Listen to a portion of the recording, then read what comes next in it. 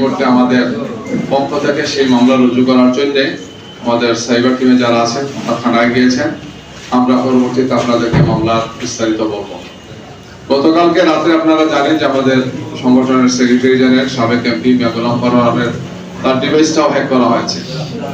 আমরা এটা জানার সাথে সাথেই তাৎক্ষণিকভাবে সংবাদ সম্মেলন করি, এখানে প্রেস ব্রিফিং হয়েছে। আমাদের সাইবার টিমের যারা ছিলেন, মিডিয়া টিমের যারা ছিলেন, তারা এখানে প্রেস ব্রিফিং করেছেন, জানিয়েছেন। এবং এইভাবে একের পরে বাংলাদেশ জামাত ইসলামের কেন্দ্রীয় নেতৃবৃন্দ, আমিরি জামাত, সেক্রেটারি জেনারেল সহ শীর্ষ নেতৃবৃন্দের ওপর সাইবার হামলা হচ্ছে, তাদের আইডি হ্যাক করা হচ্ছে, তাদের ডিভাইস হ্যাক করা হচ্ছে। এবং এর সাথে আমরা যতটুকু দেখেছি, তদন্ত করে আমাদের কাছে আসছে যে এই বিষয়ে যে অ্যাটাকের যে পদ্ধতিটা তারা অনুসরণ করেছে, এবং বিশেষ করে তারা যে এই প্রক্রিয়া যারা ছিলেন, আমরা দেখেছি যে সেখানে ইন্ডিয়ান কিছু ডিভাইস সেখানে ইউজ করা হয়েছে।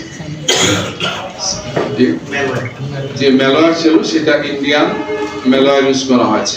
অর্থাৎ এইটি একটি পরিকল্পিত এবং ষড়যন্ত্রমূলক ভাবে মনে হচ্ছে যে বাংলাদেশ জামাত ইসলামীর কেন্দ্রীয় নেতৃবৃন্দ তাদের ডিভাইস অথবা তাদের আইডি হ্যাক করে জনগণে বিভ্রান্তি সৃষ্টি করে একটা বড় আকারের চক্রান্ত এবং ষড়যন্ত্র হচ্ছে।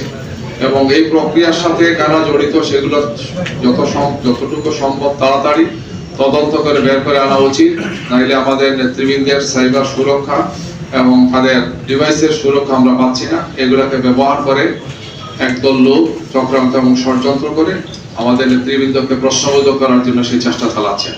যেহেতু গতকালকে আমরা বঙ্গভবনের যে ব্যক্তির কথা আমরা জেনেছিলাম, তাকে গ্রেফতার করা হয়েছে, তাকে আইনের আশ্রয়ে আনা হয়েছে, মামলা আমরা করেছি।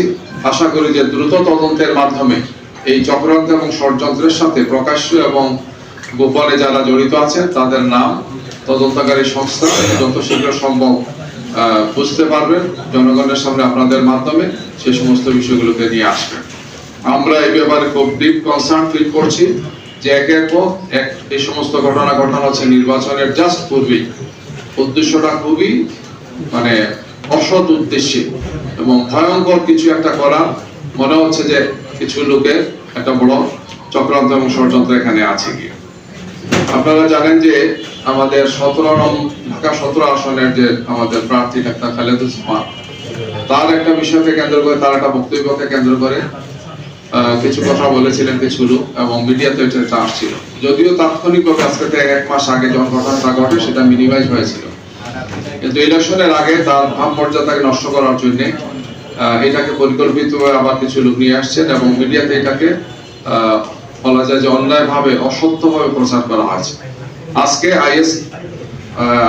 আইএসপি আপনারা দেখেছেন যে এই বিষয়ে তাদের ক্লারিফিকেশন দিয়েছেন যে এই ঘটনাটা 1 মাস আগেই সমাধান হয়েছে, কিন্তু সরকারি এই ডকুমেন্টটা পাবলিকলি এইভাবে আসার কথা না।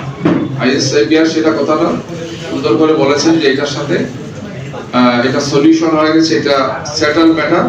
এটা নিয়ে কারো পক্ষে বা বিপক্ষে কিছু করার এখন যারা করছেন, যারা সঠিক কাজ করছেন, আইএসপিআর এর মাধ্যমে সেই বিষয়টি আপনাদের সামনে আসছে। আমরা এটা বললাম এই